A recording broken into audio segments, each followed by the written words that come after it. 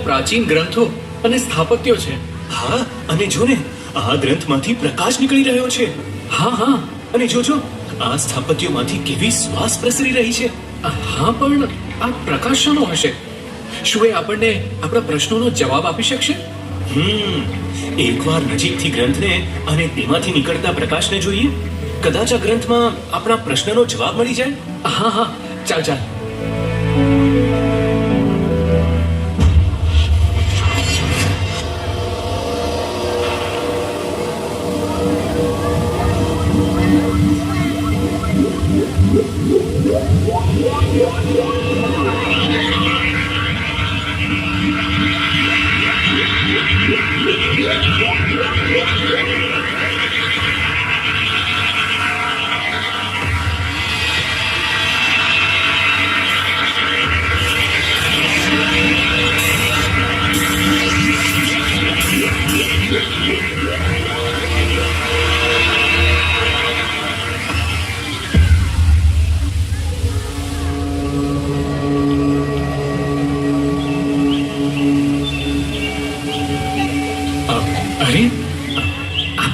ક્યાં આવી ગયા?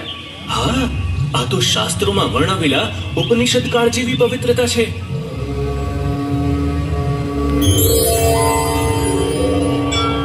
પ્રણામ ઋષિવર. યશસ્વી ભવ. વત્સ, તમે ગુણસાગર ગુરુના જ્ઞાનની શોધમાં સમય યાત્રા કરીને અહીં પહોંચ્યા છો. ઋષિવર, અમે ઘણા પ્રયત્નો કર્યા. શું આપ અમને એ સમજણ આપી શકશો? હા, અને આવા ગુરુના લક્ષણો શું? અમારે એમને કેવી રીતે ઓળખવા?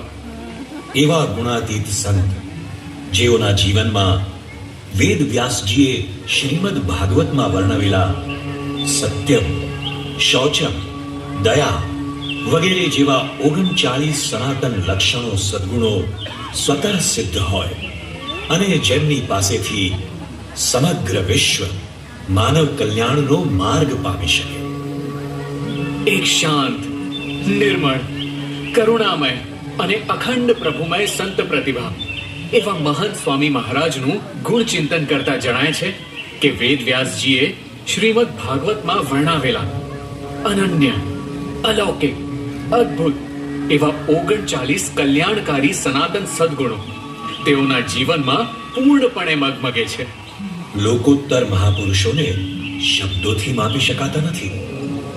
એના માટે તો અધ્યાત્મની સાગર સમી ઊંડાઈ અને આચરણની મેરુ સમી ઊંચાઈ હોવી જરૂરી છે.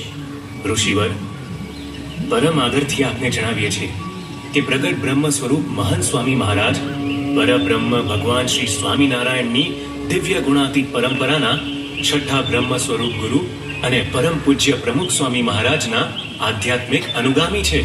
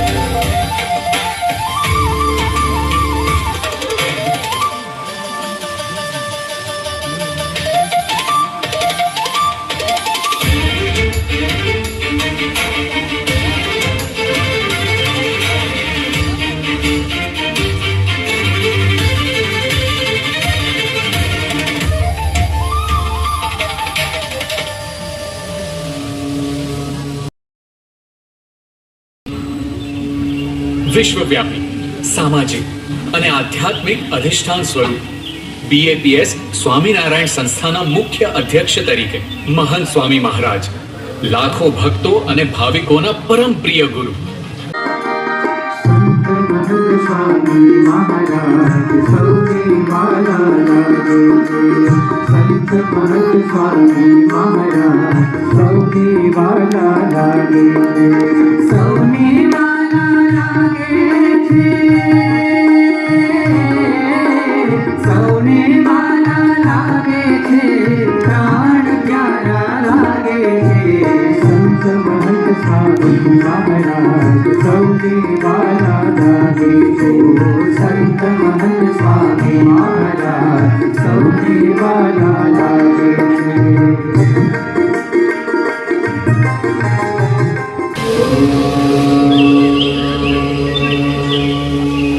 વત્સ, મહાભાગવતકાર સંતનું વર્ણન કરતા કહે છે, દયાવંત સંત કરુણ વેદિનઃ, અર્થાત સંત દયાવાન અને કરુણાપૂર્ણ હોય છે.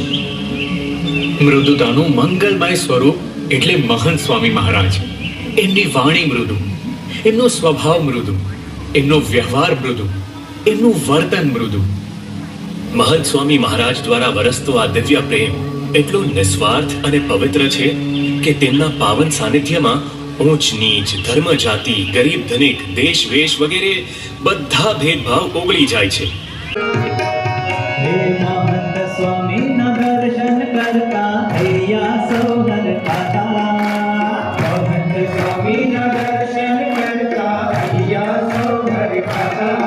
હે અક્ષર ગુરુના રોમ રોમમાં, અક્ષર ગુરુના રોમ રોમમાં પુરુષોત્તમ પરખાતા. મહંત સ્વામીના દર્શન કરતા હૈયા સૌ હરખાતા. હે મહંત સ્વામીના દર્શન કરતા હૈયા સૌ હરખાતા.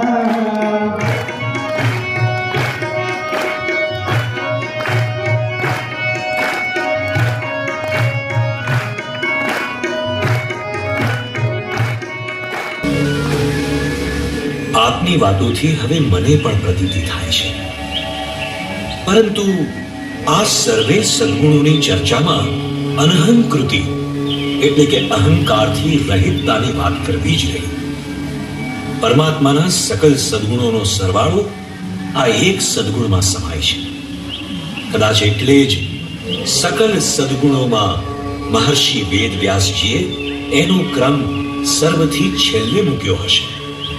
ઋષિવર, આપને જણાવતા અત્યંત આનંદ અનુભવીએ છીએ કે મહંત સ્વામી મહારાજ એક અર્વાચીન સંત મહર્ષિ તરીકે તેમણે ઉપનિષદકાલીન ભારતીય આધ્યાત્મિક ચિંતનને જગતના લાખો લોકોના જીવનમાં સાકાર કર્યું છે.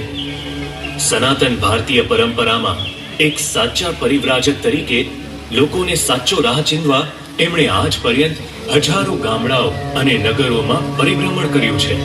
એક સંસ્કૃતિ પુરુષ તરીકે એમણે જગતભરમાં મહામંદિરો અને અક્ષરધામ રચીને સંસ્કૃતિનો પ્રચંડ શંખધ્વનિ કર્યો છે અને જગતભરમાં સંસ્કૃતિનું અભૂતપૂર્વ ગૌરવ કર્યું છે. 7 દાયકા કરતાંય વધુ વર્ષોના એમના નિષ્કલંક સંન્યસ્ત જીવનની યાત્રા પર નજર કરીએ છીએ ત્યારે મનમાં સવાલ થાય છે કે તેઓના દિવ્ય વ્યક્તિત્વના અસંખ્ય પરિમાણોમાં સૌથી વધુ પ્રભાવક પરિમાણ કયું? ઘણું બધું છે, પણ સૌથી વધુ આકર્ષક છે એમનું અહમ શૂન્ય ભક્ત હૃદયી વ્યક્તિત્વ. નમ્ર, સરળ, સહજ અને પારદર્શક. અહો આશ્ચર્યમ, અહો આશ્ચર્યમ. આ તો અહંકારથી પર ભગવાનના અનન્ય કરતાપણાની પ્રતીતિ છે, જ્યાં હું માત્રનો પ્રલય થઈ ચૂક્યો છે.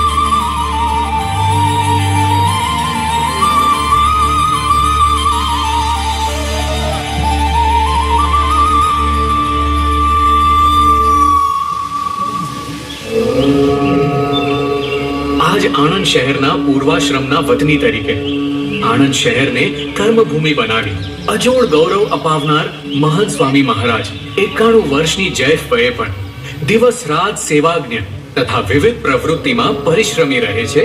અવિરત વિચરણથી, પ્રત્યક્ષ જનસંપર્કથી, પત્રોથી, પ્રેરણા પિયુષથી અને ચર્ચા વિમર્શ દ્વારા પ્રગટ બ્રહ્મ સ્વરૂપ મહંત સ્વામીજી મહારાજ સાચા અર્થમાં વિશ્વભરના લાખો હૃદયોમાં સિંહાસનસ્થ ગુરુ છે, જેમના દર્શન માત્રથી સર્વેને પરમ શાંતિ, નિરંતર આનંદ અને અવિરત પ્રેરણાનો અનુભવ થઈ રહ્યો છે.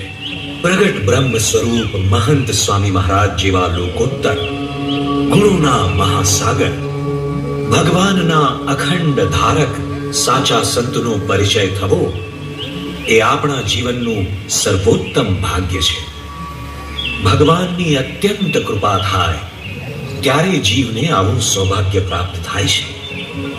પરંતુ આ સૌભાગ્યનું સાચું મૂલ્ય આવા પરમ ભગવદીય સંતે ચીધેલા રાહને આપણા જીવનનું ધ્યેય બનાવી શકીએ અને તે અનુસાર આપણું જીવન બનાવીએ, એ જ આવા સંતને ચરણે આપણી સાચી ભાંજલી છે.